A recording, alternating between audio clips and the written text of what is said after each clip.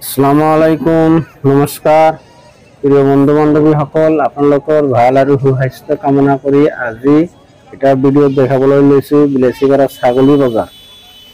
তো যেহেতু আমাৰ ইয়াত ঈদৰ লাষ্ট বজাৰ বুলি ক'ব পাৰি, সেই বজাৰত কেনেকুৱা ছাগলৰ আমদানি হ'ল আৰু কেনেকুৱা ক্ৰেতাৰ মাজত আৰু বিক্ৰেতাৰ মাজত মাৰ্কেট চলি আছে তাকে লৈ আজিৰ ভিডিঅ'টো আপোনালোকে সম্পূৰ্ণভাৱে চাব বুলি আশা কৰিলোঁ।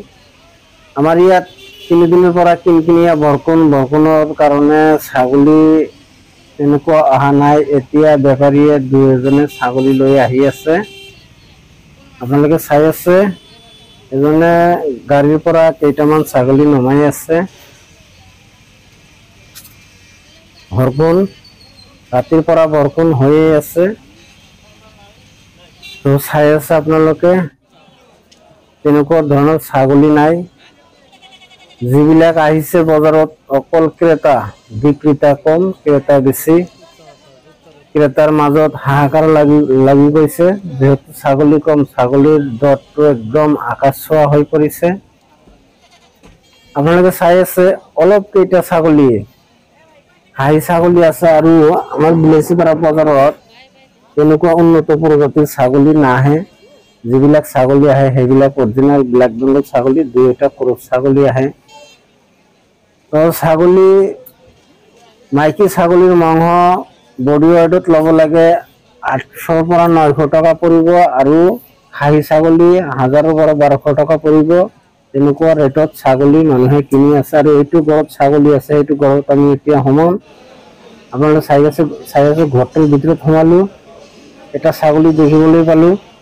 সেইটো সম্ভৱ বাৰবৰী আৰু বিটলৰ ক্ৰছ হ'ব। পোৱালিটো আমি দামটো সুধিলো 5,500 টকা খুজিলে, মই কিন্তু একো কোৱা নাই। আৰু 2টা খাহী আমি দাম সুধিলো, এটা দাম শুনানি দিলে 14,000 টকা, আৰু আনটো শুনানি দিলে 12,000 টকা। 10 কেজিৰ পৰা 12 কেজি ইয়াৰ ভিতরে মাংস হ'ব, এটা আইডিয়া আনুমানিক।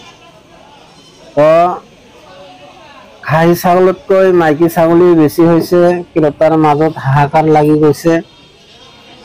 যেহেতু মন পছন্দ খাহী কিনি কুৰবানী কৰিব, সেইটো আশা, ক্ৰেতাৰ আশাটো পূৰ্ণ নহ'ব। তাৰ কাৰণে ক্ৰেতাসকলে ছাগলী চাই তেনেকুৱা উৎফুল্লিত নহয়।